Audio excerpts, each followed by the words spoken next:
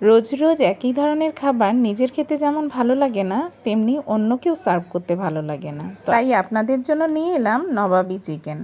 তো প্রথমেই আমি তেলে কিছু বেরেস্তা করে নিচ্ছি। আমার পেঁয়াজটা ভালোভাবে লাল হয়ে গেলে আমি কিছু অংশ বেরেস্তা এখানে তুলে নেব এবং যেই তেলটা আমি রেখে দিয়েছিলাম সেখানে মুরগিটা ভেজে নেব। মুরগিতে আমি প্রথমে লবণ এবং মরিচের গুঁড়ো হালকা সামান্য একটু হলুদ দিয়ে আমি ভালোভাবে মেখে নিচ্ছি। মেখে নিয়ে ভালোভাবে মুরগির টুকরোগুলোকে আমি ভেজে নেব। আমি এখানে ব্রয়লার মুরগি নিয়েছি, আপনারা যদি অন্য কোনো মুরগি নিতে চান, দেশি মুরগি, সেটাও ব্যবহার করতে পারেন। আমি মুরগির টুকরোগুলোকে অল্প অল্প করে ভেজে নেব।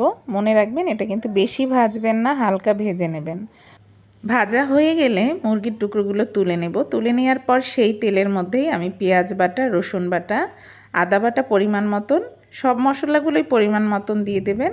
তার সাথে আমি দিয়ে দিচ্ছি মরিচের গুঁড়ো, জিরে বাটা এবং লবণ দিয়ে টক দই দিয়ে ভালোভাবে মশলাটাকে আমি কষিয়ে নেব। তারপর আমি ভাজা মাংসের টুকরোগুলো সেখানে দিয়ে দেব। দিয়ে দেওয়ার পর আমি বাদাম বাটা দিয়ে দিচ্ছি এবং জয়ফল জয়ত্রী বাটা আমি অল্প সামান্য দিচ্ছি। হয়ে এলে, যেহেতু আমার এটা নবাবী চিকেন, সেহেতু আমি 1 চামচ পরিমাণে আমি দিয়ে দিচ্ছি কেওড়া জল এবং 1 চামচ পরিমাণে আমি দিয়ে দিচ্ছি গোলাপ জল। আপনারা যদি কেউ চান এটাকে অ্যাভয়েড করতে পারেন। ভালোভাবে হয়ে গেলে বুঝতেই পারবেন উপরে তেলটা চলে আসবে।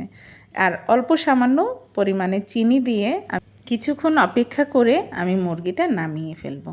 এটা পোলাও এবং গরম গরম পরাটা দিয়ে খেতে খুবই মজা লাগে। তো কার কেমন লাগলো জানাবেন। আল্লাহ হাফেজ।